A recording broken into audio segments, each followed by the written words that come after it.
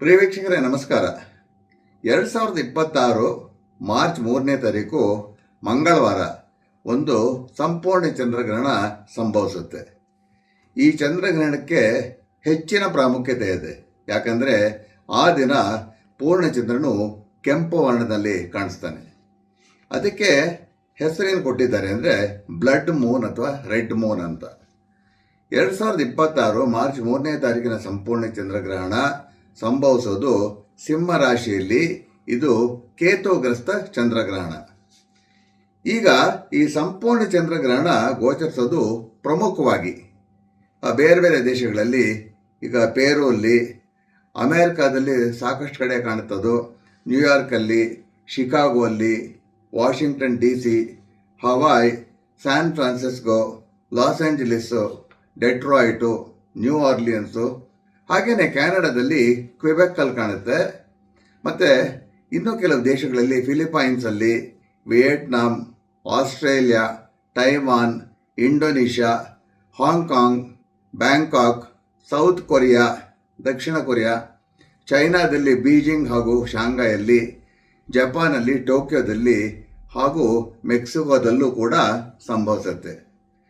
ಭಾರತದಲ್ಲಿ ಗೋಚರಿಸುತ್ತೆ, ಆದರೆ ಸಣ್ಣ ಪ್ರಮಾಣದಲ್ಲಿ. ಇನ್ನು ನಮ್ಮ ದೇಶಕ್ಕೆ ಸಂಬಂಧಪಟ್ಟ ಹಾಗೆ ಬೆಂಗಳೂರಲ್ಲಿ ಗ್ರಹಣ ಕಾಣೋಕ್ಕೆ ಶುರು ಆಗೋದು ಸಣ್ಣ ಪ್ರಮಾಣದಲ್ಲಿ. ಮಾರ್ಚ್ 3ನೇ ತಾರೀಕು ಸಂಜೆ 6:47 ಹಾಗೆಯೇ ಮುಗಿಯೋದು ಸಂಜೆ 7:53. ಅಂದರೆ ಒಟ್ಟು 1 ಗಂಟೆ 6 ನಿಮಿಷ ಬೆಂಗಳೂರಲ್ಲಿ ಸರಳವಾಗಿ ನಾವು ಕಾಣ್ಬೋದು. ಹೀಗಾಗಿ ಆಚರಣೆ ಕೂಡ ಖಂಡಿತವಾಗಿರುತ್ತೆ ವೀಕ್ಷಕರೇ. ಬೆಳಗ್ಗೆ ಎಂದಿನಂತೆ ನಿತ್ಯ ಕರ್ಮಾದಿಗಳು ಮಾಡಿಕೊಂಡು ಮಧ್ಯಾಹ್ನ ಊಟ ಮಾಡ್ಕೋಬಹುದು. ಇನ್ನು ನಮ್ಮ ದೇಶದಲ್ಲಿ ಅದು ಸಂಪೂರ್ಣ ಗೋಚರಿಸೆ. ಅನಾರೋಗ್ಯದವರು ಬೇಕಾದರೆ ಮಧ್ಯಾಹ್ನದ ನಂತರ 3 ಗಂಟೆ 30 ನಿಮಿಷದೊಳಗೆ ಇನ್ನಷ್ಟು ಲಘು ಆಹಾರ ಬೇಕಾದರೆ ಸೇವಿಸ್ಬೋದು. ಗ್ರಹಣ ಆದಮೇಲೆ ಅಂದರೆ ರಾತ್ರಿ 8 ಗಂಟೆ ಮೇಲೆ ಸ್ನಾನ ಮಾಡಿಕೊಂಡು ಫ್ರೆಶ್ ಆಗಿ ಅಡುಗೆ ಮಾಡಿಕೊಂಡು ಊಟ ಮಾಡ್ಕೋಬಹುದು. ಅಕ್ಕಿ ಹಾಗೂ ಬೇಳೆ ಡಬ್ಬಿಗಳ ಮೇಲೆ ಯಾವುದೇ ಆಹಾರ ಪದಾರ್ಥಗಳಿದ್ದರೆ, ಅಂದರೆ ಹಸಿ ಪದಾರ್ಥಗಳು ಅಂದರೆ ಕುಕ್ ಆಗದಿರೋಂಥ ಪದಾರ್ಥಗಳು, ಅದ್ರ ಮೇಲೆ ದರ್ಬೆ ಹುಲ್ಲನ್ನು ಇಡ್ಬೋದು. ಇನ್ನು ಗ್ರಹಣ ಆರಂಭ ಆಗೋದು ಇಂಡಿಯನ್ ಸ್ಟ್ಯಾಂಡರ್ಡ್ ಟೈಮ್ ಅಂದರೆ IST ಮಾರ್ಚ್ 3ನೇ ತಾರೀಕು ಮಂಗಳವಾರ ಮಧ್ಯಾಹ್ನ 2:14. ಇದು UTC ಅಂತ ಕನ್ವರ್ಟ್ ಮಾಡಿರೋ ಟೈಮು. ಸಂಪೂರ್ಣತೆ ಸಂಜೆ 5:04. ಹಾಗೆಯೇ ಮೋಕ್ಷ ಕಾಲ ಮಾರ್ಚ್ 3ನೇ ತಾರೀಕು ಮಂಗಳವಾರ ಸಂಜೆ 7:53. ಅಲ್ಲಿಗೆ ಒಟ್ಟು ಗ್ರಹಣದ ಅವಧಿ 5:39 ಇರುತ್ತೆ. ಕೆಲವು ದೇಶಗಳಲ್ಲಿ ಸಂಪೂರ್ಣತೆ ಹತ್ತಿರ ಬರ್ತಾ ಇದ್ದಂತೆ ಚಂದ್ರನು ಬಹಳ ಕೆಂಪು ವರ್ಣಕ್ಕೆ ತಿರುಗ್ತಾನೆ.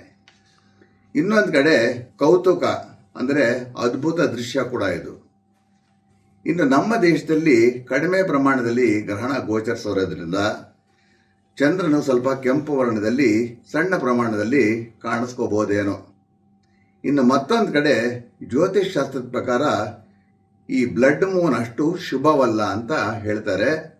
ವರಾಯಮೀರಾಚಾರ್ಯರು ಬೃಹತ್ ಸಂಹಿತದ ಪ್ರಕಾರ ಅಲ್ಲೇ ಹೇಳ್ತಾರೆ ಸ್ಪಷ್ಟವಾಗಿ, ಈ ರೀತಿ ಚಂದ್ರಗ್ರಹಣ ನಡೆದರೆ ಯುದ್ಧ ಭೀತಿ, ಹಾಗೆಯೇ ರಾಜರುಗಳಿಗೆ ಒಳ್ಳೆಯದಲ್ಲ, ಬೆಂಕಿ ಅವಘಡಗಳು, ಹಾಗೆಯೇ ಪ್ರಕೃತಿ ವಿಕೋಪಗಳು ಕೂಡ ಹೆಚ್ಚಾಗಬಹುದು ಅಂತ ಹೇಳ್ತಾರೆ. ಈ ಗ್ರಹಣದ ವೈಶಿಷ್ಟ್ಯ ಹಾಗೂ ಪ್ರಭಾವ ಬಹಳ ಮಹತ್ವ ಹೊಂದುತ್ತೆ. ಚಂದ್ರಗ್ರಹಣ ಶುರು ಆಗೋ ಸಮಯಕ್ಕೆ ಅಂದರೆ ಭಾರತೀಯ ಕಾಲಮಾನಕ್ಕೆ ಸಂಬಂಧಪಟ್ಟಂತೆ ಇಂಡಿಯನ್ ಸ್ಟ್ಯಾಂಡರ್ಡ್ ಟೈಮ್ ಪ್ರಕಾರ ಒಂದು ಕುಂಡ್ಲಿ ಹಾಕಿದಾಗ ಗ್ರಹ ಸ್ಥಿತಿಗಳು ಈ ರೀತಿ ಇರುತ್ತೆ ವೀಕ್ಷಕರೇ. ಮಿಥುನ ಲಗ್ನದಲ್ಲಿ ವಕ್ರಗುರು, ತೃತೀಯದಲ್ಲಿ ಅಂದರೆ ಸಿಂಹದಲ್ಲಿ ಚಂದ್ರ ಹಾಗೂ ಕೇತು, ನವಮದಲ್ಲಿ ಅಂದರೆ ಕುಂಭದಲ್ಲಿ ಚತುರ್ಗ್ರಹಗಳು ರವಿ, ಕುಜ, ವಕ್ರಬುಧ ಹಾಗೂ ರಾಹು, ಕರ್ಮಸ್ಥಾನದಲ್ಲಿ ಅಂದರೆ 10ನೇ ಮನೆ ಮೀನದಲ್ಲಿ ಉಚ್ಚ ಶುಕ್ರ ಹಾಗೂ ಶನಿ ಇರ್ತಾರೆ. ಇನ್ನು ಯಾವ ರಾಶಿಯ ಮೇಲೆ ಏನು ಪರಿಣಾಮ ಅಂತ ತಿಳಿಸೋದಕ್ಕೆ ಮುಂಚಿತವಾಗಿ ಸ್ವಲ್ಪ ಪ್ರಪಂಚದ ಮೇಲೆ ಏನು ಪರಿಣಾಮ ಅಂತ ತಿಳ್ಕೊಳ್ಳೋಣ. ಅದು ನಾನು ಸ್ವಲ್ಪ ಲೆಕ್ಕಾಚಾರ ಹಾಕ್ಕೊಂಡು ತಮ್ಮ ಮುಂದೆ ಇಡ್ತಾ ಇದ್ದೀನಿ. ಯಾವ ದೇಶಗಳಲ್ಲಿ ಹೆಚ್ಚಾಗಿ ಗೋಚರಿಸುತ್ತೋ ಆ ದೇಶಗಳಲ್ಲಿ ಪ್ರಕೃತಿ ವಿಕೋಪಗಳು ಹಾಗೂ ಅಗ್ನಿ ಅವಘಡಗಳು ಕಾಣಿಸ್ಕೋಬಹುದು. ಸಾಧಾರಣವಾಗಿ ಪ್ರಕೃತಿ ಮೇಲೆ ಅಥವಾ ಹವಾಮಾನದ ಮೇಲೆ ಚಂದ್ರಗ್ರಹಣದ ಪ್ರಭಾವ ಕನಿಷ್ಠ 3 ತಿಂಗಳಾದರೂ ಇರುತ್ತೆ ವೀಕ್ಷಕರೇ. ಇನ್ನು ರಾಶಿಗಳ ಮೇಲೆ ಹೆಚ್ಚು ಕಡಿಮೆ 1 ತಿಂಗಳಾದರೂ ಇರಬಹುದು. ಸೆಪ್ಟೆಂಬರ್ 2025ರ ಚಂದ್ರಗ್ರಹಣದ ಸಂಚಿಕೆಯಲ್ಲಿ ನಾನು ಹೇಳಿದ್ದೆ ಡಿಜಿಟಲ್ ಮೀಡಿಯಾ ಇನ್ನಷ್ಟು ಬೆಳೆಯುತ್ತೆ ಅಂತ. ಈಗ ನೀವೆಲ್ಲ ನೋಡ್ತಾ ಇರೋ ಹಾಗೆ ನಮ್ಮ ಪ್ರಧಾನಿಯವರು AI ಅಂದರೆ ಆರ್ಟಿಫಿಷಿಯಲ್ ಇಂಟೆಲಿಜೆನ್ಸ್ ಬೆಳೆಸೋ ಕಾರ್ಯದಲ್ಲಿ ಭಾಳ ಜೋರಾಗಿ ತೊಡಗಿದ್ದಾರೆ. ಈಗ ನೋಡಿ, ಆ ಕುಂಡ್ಲಿ ತಗೊಂಡಾಗ ಧನಕಾರಕ ಗುರು ಲಗ್ನದಲ್ಲಿ ವಕ್ರ ಇದ್ದರೆ ಆ ಗುರುಗೆ ಯಾವಾಗಲೂ ನಾವು ಧನಕಾರಕ ಅಂತೀವಿ, natural significant of money matters ಅಂತ. ಪ್ರಪಂಚದ ಎಕಾನಮಿ ಏರಿಳಿತ ಕಾಣಬಹುದು, ಅಂದರೆ ಸ್ಟೇಬಲ್ ಆಗಿರೋದಿಲ್ಲ ಅಂತ, ಯಾಕಂದರೆ ಗುರು ವಕ್ರವಾಗಿದ್ದಾನೆ. ತೃತೀಯದಲ್ಲಿ ಚಂದ್ರ ಹಾಗೂ ಕೇತು ಇರೋದ್ರಿಂದ ಹಡಗುಗಳಿಗೆ ಯೋಗಕ್ಷೇಮಕ್ಕೆ ಒಳ್ಳೆಯದಲ್ಲ. ಧಾರ್ಮಿಕ ಕ್ಷೇತ್ರಗಳಲ್ಲಿ ಸೋಂಕುಗಳು ಹೆಚ್ಚಾಗಬಹುದು, ಅಂದರೆ ಪಿಲಿಗ್ರಿಮ್ ಸೆಂಟರ್ಸಲ್ಲಿ ಸ್ವಲ್ಪ ಹೆಚ್ಚಾಗಬಹುದು. ಇನ್ನು ನವಮದಲ್ಲಿ ಕುಜ ಹಾಗೂ ರಾಹು ಇರೋದ್ರಿಂದ ಆಫ್ಘಾನಿಸ್ತಾನ್, ಇರಾನ್, ಇರಾಕ್ ಹಾಗೂ ಸೌದಿ ದೇಶಗಳ ಯೋಗಕ್ಷೇಮಕ್ಕೆ ಅಷ್ಟು ಒಳ್ಳೆಯದಲ್ಲ. ಅಲ್ಲಿ ಆಂತರಿಕದಲ್ಲಿ ಇಂಟರ್ನಲ್ ಗಲಭೆಗಳು, ಆಮೇಲೆ ಕೆಲಸ ಬರ್ದಿರೋ ರೂಲ್ಸು ಅಲ್ಲಿ ಹೆಚ್ಚಾಗ್ತಾ ಹೋಗ್ಬೋದು. ಶನಿ ಹಾಗೂ ಉಚ್ಚ ಶುಕ್ರ ಕರ್ಮಸ್ಥಾನದಲ್ಲಿರೋದ್ರಿಂದ ಆಟೋಮೊಬೈಲ್ ಇಂಡಸ್ಟ್ರಿ ಆವಿಷ್ಕಾರಗಳು ಹೆಚ್ಚುತ್ತೆ, ಅಂದರೆ ಹೊಸ ಹೊಸ ಥರ ವಾಹನಗಳೆಲ್ಲ ಶುರು ಆಗುತ್ತೆ. ಹಾಗೆಯೇ ಸಿನಿಮಾ ರಂಗಕ್ಕೂ ಬಹಳನೇ ಒಳ್ಳೆಯದು. ಹಾಗೇನೇ ಇಲ್ಲ ಒಂದು ವಿಷಯ, ಶನಿಯಿಂದ ಕೂಡ ಸಿನಿಮಾ ರಂಗಕ್ಕೆ ಒಳ್ಳೆಯದರ ಜೊತೆಯಲ್ಲಿ ಒಂದು ಅಶುಭ ಕೂಡ ಉಂಟಾಗ್ಬೋದು. ಈಗ ಶನಿ ಕ್ವಾಲಿಟಿನೇ ದುಃಖಂ ದಿನೇಶಾತ್ಮಜ ಅಂತ ಹೇಳ್ತಾರೆ. ಇಲ್ಲಿ ಇನ್ನೊಂದು ವಿಷಯ ಹೇಳಕ್ಕೆ ಇಷ್ಟಪಡ್ತೀನಿ. ಇದೇ ಮಾರ್ಚ್ 13ನೇ ತಾರೀಕು ಕುಂಭರಾಶಿಯಲ್ಲಿ ಕುಜ ಹಾಗೂ ರಾಹು ಸಂಧಿ ನಡೆಯುತ್ತೆ. ಇದು ವಾಯುತತ್ವ ರಾಶಿಯಲ್ಲಿ ನಡೆಯೋದ್ರಿಂದ ವಾಯು ಮಾಲಿನ್ಯ ಹೆಚ್ಚುತ್ತೆ. ಕೆಲವು ಕಾರ್ಖಾನೆಗಳಿಂದ ವಿಷಭರಿತ ಪರಿಸ್ಥಿತಿಗಳು ಉಂಟಾಗುವಂಥ ಸಾಧ್ಯತೆ ಇರುತ್ತೆ. ಸೋರಿಕೆಗಳು ಜಾಸ್ತಿ ಆಗ್ಬೋದು. ಹಾಗೆಯೇ ಕುಜ ರಾಹು ಸಂಧಿ ನಡೆದ ಕೆಲವೇ ವಾರಗಳಲ್ಲಿ ಇದು ಕುಂಭ ಒಂದು ವಾಯುತತ್ವ ರಾಶಿಯಾಗಿರೋದ್ರಿಂದ ಒಂದು ವೈಮಾನಿಕ ವೈಪರೀತ್ಯ ಕೂಡ ತಿರುಗಿ ಕಂಡುಕೋಬೋದು ನಾವು. ಕುಜ ರಾಹು ಸಂಧಿಯಿಂದ ಗಲಭೆಗಳು ಹೆಚ್ಚಾಗತ್ತೆ, ಗಲಾಟೆಗಳು, ಇಂಟರ್ನಲ್ ಡಿಸ್ಟರ್ಬೆನ್ಸಸ್ ಅಂತ ಹೇಳ್ತೀವಲ್ಲ, ಅದನ್ನು ಸ್ವಲ್ಪ ಜಾಸ್ತಿ ಆಗ್ಬೋದು. 12 ರಾಶಿಗಳ ಫಲಾಫಲಗಳನ್ನು ಇವಾಗ ನೋಡೋಣ. ಈಗ ಮೊದಲನೇದಾಗಿ ಮೇಷ. ರಾಶ್ಯಾಧಿಪತಿ ಹಾಗೂ ಅಷ್ಟಮಾಧಿಪತಿ ಕುಜ ಲಾಭದಲ್ಲಿರೋದ್ರಿಂದ ಮೇಷರಾಶಿಯವರಿಗೆ ಧನಲಾಭ ಉಂಟಾಗುತ್ತೆ. ಪಿತ್ರಾರ್ಜಿತ ಆಸ್ತಿ ಲಭ್ಯ ಆಗಬಹುದು. ಪಿತೃಸ್ಥಾನಾಧಿಪತಿ ಗುರು ಪಿತೃಸ್ಥಾನದ ಮೇಲೆ ದೃಷ್ಟಿ ಹಾಕಿರೋದ್ರಿಂದ ತಂದೆಯಿಂದ ಲಾಭ. ಪಂಚಮದಲ್ಲಿ ಮಾತೃಕಾರಕ ಚಂದ್ರ ಕೇತುಗ್ರಸ್ತನಾಗಿರೋದ್ರಿಂದ ತಾಯಿ ಯೋಗಕ್ಷೇಮಕ್ಕೆ ಒಳ್ಳೆಯದಲ್ಲ. ಈ ರಾಶಿಯ ಗರ್ಭಿಣಿಯರು ಹೆಚ್ಚಿನ ಜಾಗ್ರತೆ ವಹಿಸಬೇಕು. ಹಾಗೆಯೇ ಮೇಷರಾಶಿಯವರಿಗೆ ಮಕ್ಕಳ ವಿಷಯದಲ್ಲಿ ಏನಾದರೂ ಬೇಸರಗಳು ಉಂಟಾಗ್ತಾ ಇರುತ್ತೆ.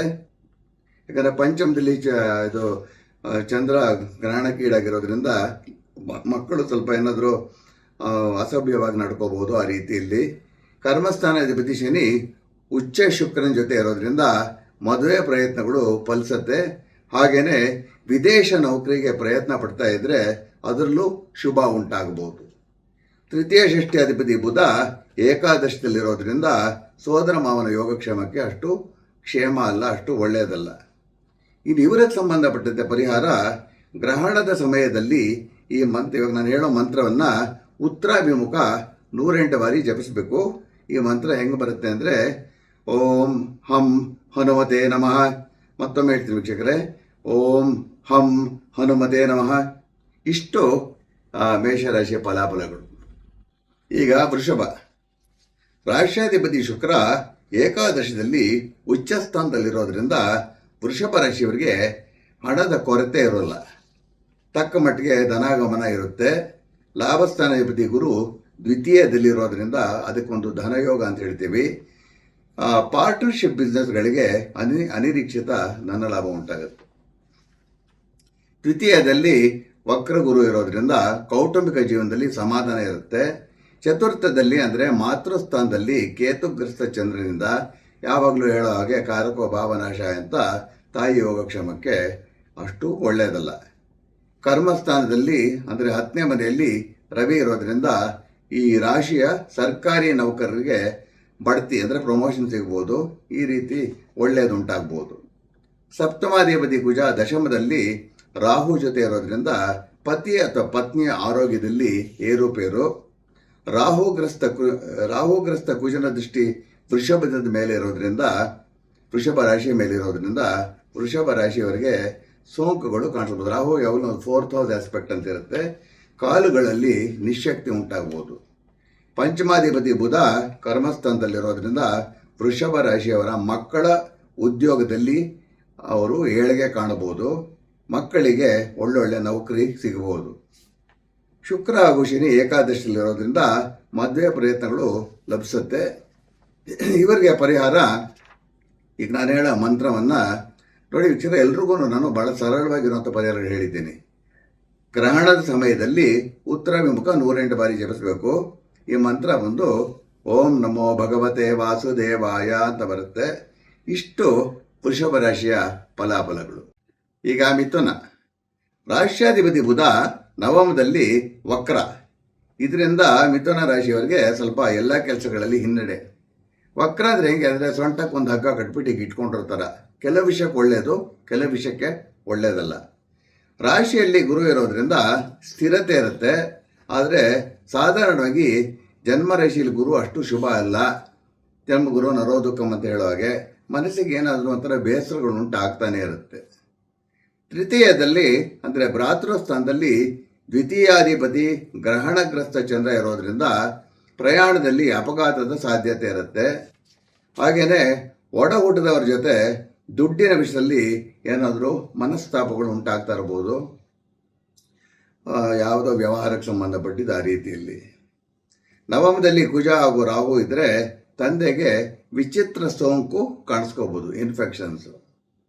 ಹಾಗೆಯೇ ಕುಜ ಲಾಭಾಧಿಪತಿಯಾಗಿ ಏನಾದರೂ ಆಸ್ತಿ ವಿಷಯದಲ್ಲಿ ಅನುಕೂಲ ಉಂಟು ಮಾಡ್ಬೋದು.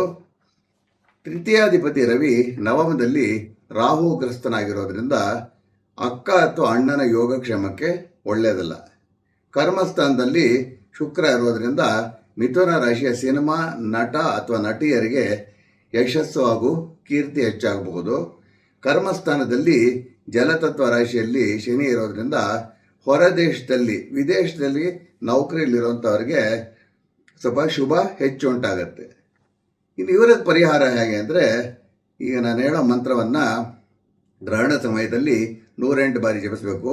ಈ ಮಂತ್ರ ಭಾಳ ಸರಳವಾಗಿದೆ, ಭಾಳ ಸಿಂಪಲ್ ಆಗಿ ಬರುತ್ತೆ.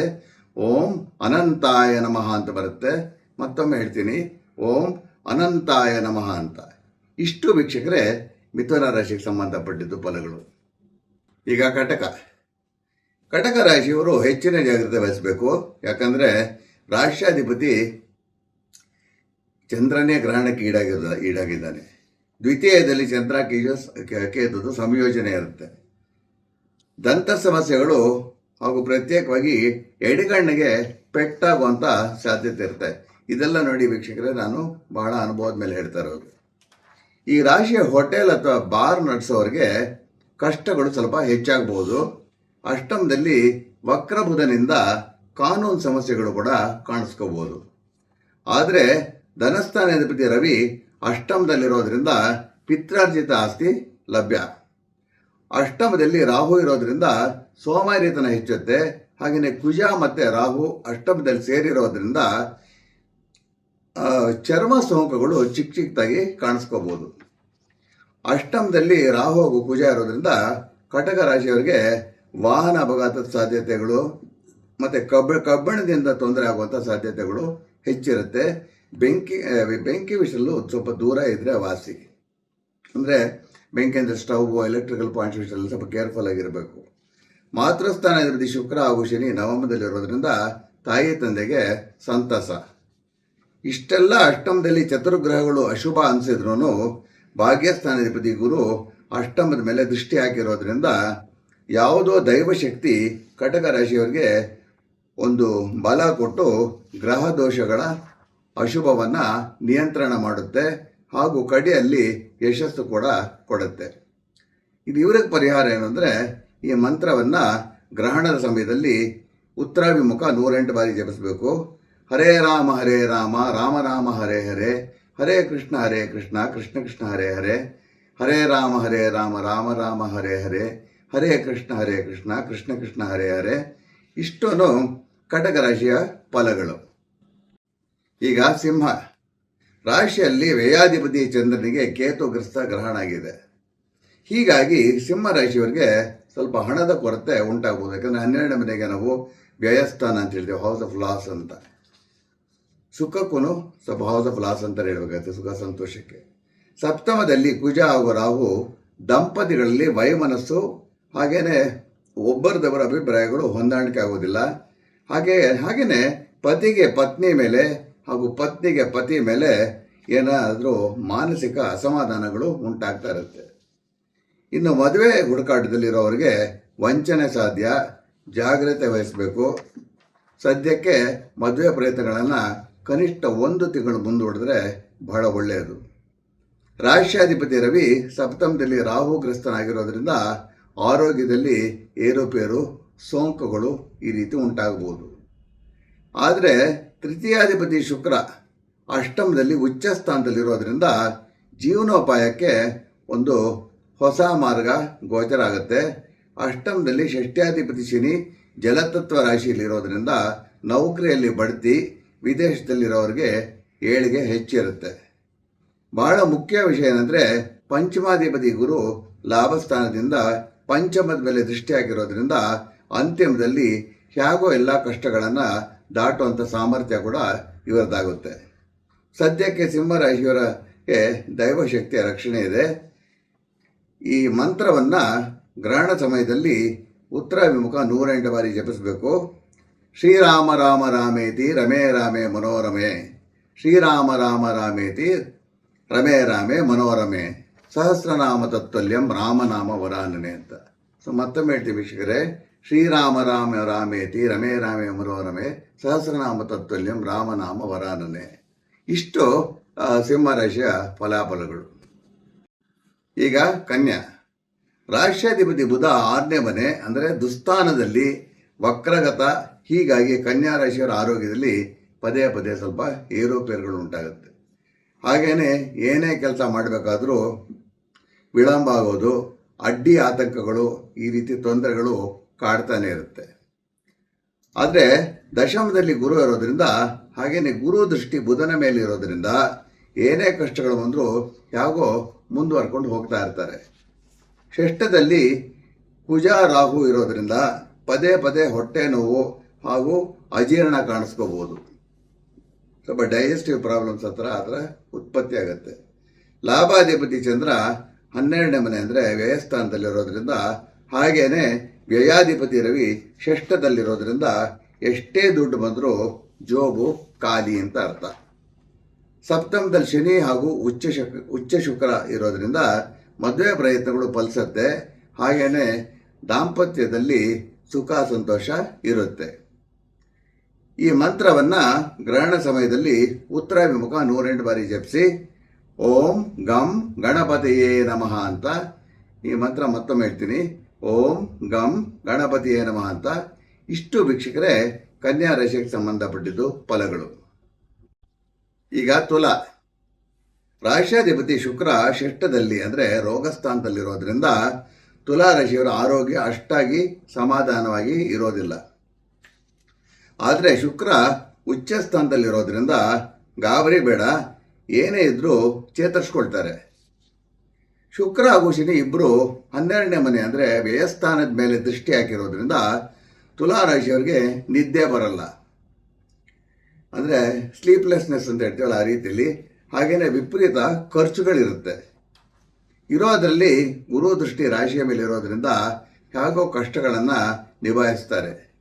10ನೇ ಮನೆ ಅಧಿಪತಿ ಅಂದರೆ ಕರ್ಮಸ್ಥಾನಾಧಿಪತಿ ಚಂದ್ರ ಲಾಭದಲ್ಲಿರೋದ್ರಿಂದ ಉದ್ಯಮಿಗಳಿಗೆ ಅಥವಾ ಜನರಲ್ ಆಗಿ ಬಿಸ್ನೆಸ್ ಮಾಡೋರಿಗೆ ಇದು ವ್ಯಾಪಾರ ಚೆನ್ನಾಗಾಗುತ್ತೆ.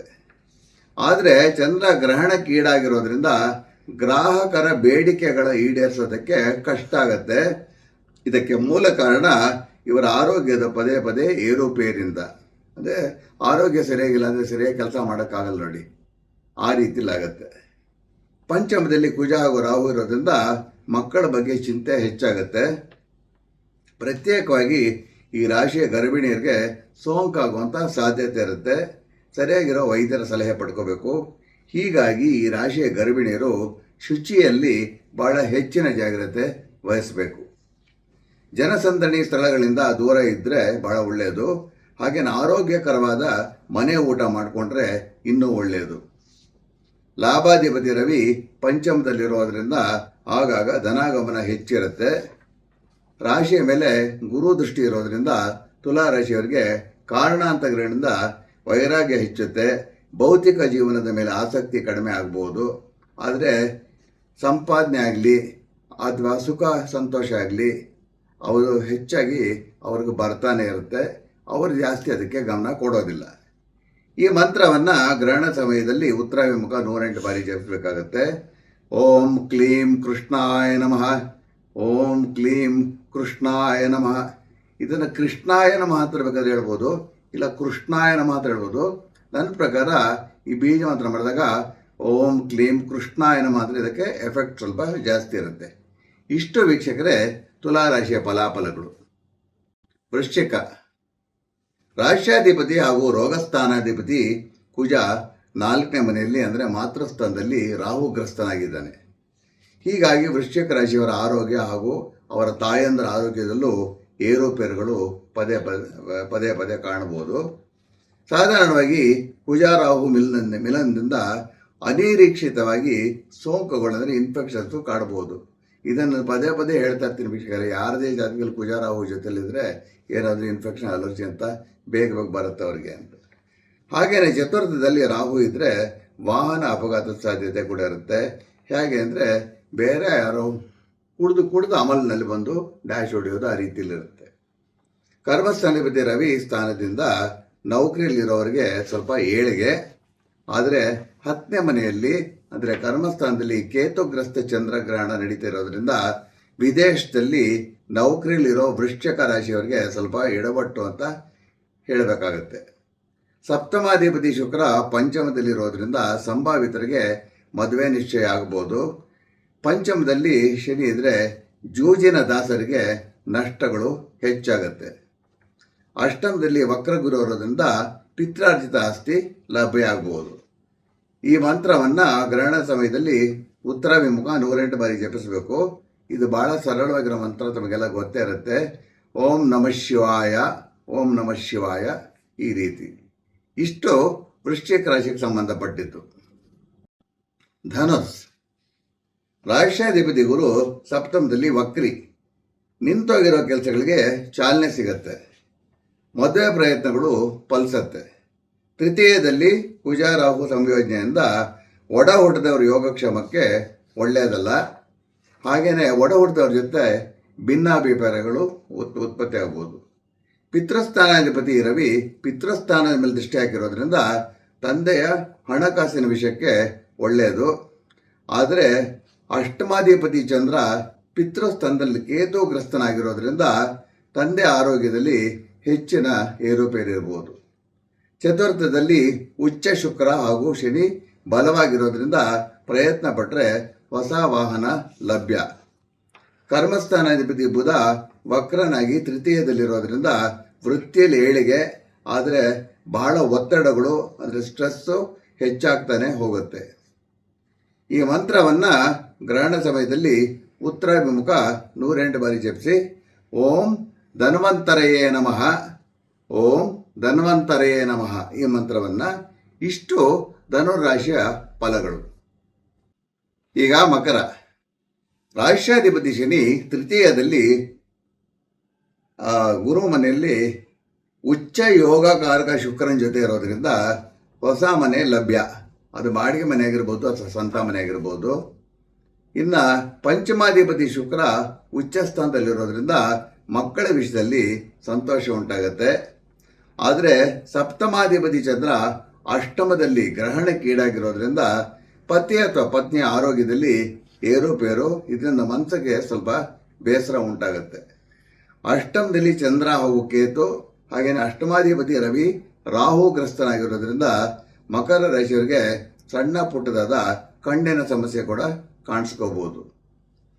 ಆದರೆ ರವಿ ಮೇಲೆ ಗುರು ದೃಷ್ಟಿ ಕೂಡ ಇರೋದ್ರಿಂದ ವೈದ್ಯರ ಸಲಹೆಯಂತೆ ಅನುಕೂಲ ಉಂಟಾಗುತ್ತೆ ಫಾಲೋ ಮಾಡಿಕೊಂಡ್ರೆ. ದ್ವಿತೀಯದಲ್ಲಿ ಕುಜ ಹಾಗೂ ರಾಹು ಇರೋದ್ರಿಂದ ಸ್ವಲ್ಪ ಬಾಯಿನ ಸ್ವಚ್ಛತೆ ಒಂಥರ ಕಾಪಾಡ್ಕೋಬೇಕಾಗತ್ತೆ. ಯಾಕಂದರೆ ಅವ್ರಿಗೆ ಆ ಟೈಮಲ್ಲಿ ಟೆಂಪ್ಟೇಷನ್ಸ್ ಬಂದು ಸ್ವಲ್ಪ ಏನಾದರೂ ವಕ್ರವಾಗಿ ಮಾತಾಡಬೇಕು ಅಂತ ಅನಿಸುತ್ತೆ. ಅಂದರೆ ಒಂದು ಕಡೆ ಓರಲ್ ಹೈಜೀನ್ ಚೆಕ್ ಮಾಡಿಸ್ಕೊಂಡ್ರೆ ಅದು ಬಹಳ ಒಳ್ಳೆಯದು.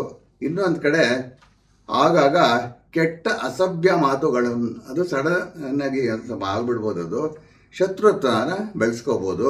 ಅಸಭ್ಯ ಮಾತುಗಳನ್ನು ಆಡಬಾರ್ದು. ಎಲ್ಲರ ಜೊತೆ ಜಗಳಗಳಾಗುವಂಥ ಸಾಧ್ಯತೆ ಇರುತ್ತೆ. ಸ್ವಲ್ಪ ಕೇರ್ಫುಲ್ ಆಗಿರಬೇಕು. ಈ ಮಂತ್ರವನ್ನು ಗ್ರಹಣ ಸಮಯದಲ್ಲಿ ಉತ್ತರಾಭಿಮುಖ 108 ಬಾರಿ ಜಪಿಸಬೇಕು. ಓಂ ಕಾಲಭೈರವಾಯ ನಮಃ ಅಂತ ಮತ್ತೊಮ್ಮೆ ತಿಳಿಸಿದರೆ ಓಂ ಕಾಲಭೈರವಾಯ ನಮಃ ಅಂತ. ಇಷ್ಟು ಮಕರ ರಾಶಿಯ ಫಲಗಳು. ಈಗ ಕುಂಭರಾಶಿಯವರು ಹೆಚ್ಚಿನ ಜಾಗ್ರತೆ ವಹಿಸಬೇಕು. ಯಾಕಂದರೆ ಸಿಂಹರಾಶಿಯಿಂದ ಕುಂಭರಾಶಿಗೆ ಗ್ರಹಣದ ನೇರ ಪ್ರಭಾವ ಇರುತ್ತೆ. ಯಾವಾಗಲೂ ಹೇಳ್ತಾ ಇರ್ತೀನಿ, ಕುಂಭರಾಶಿಗೆ ಚಂದ್ರಮದ ಶುಭ ಗ್ರಹ ಅಂತ ಹೇಳ್ತಾ ಇರ್ತೀನಿ. ಈ ರೀತಿ ಚಂದ್ರನ ದೃಷ್ಟಿಯಿಂದ ಅದು ಅಷ್ಟು ಒಳ್ಳೆಯದಲ್ಲ. ಕಚೇರಿಯಲ್ಲಾಗ್ಬೋದು ಅಥವಾ ಮನೆಯಲ್ಲಾಗ್ಬೋದು ಏನಾದರೂ ಒತ್ತಡಗಳು, ಮಾತಿಗೆ ಮಾತು, ಈ ರೀತಿ ಒತ್ತಡಗಳು ಹೇರ್ತಾ ಹೋಗ್ಬೋದು.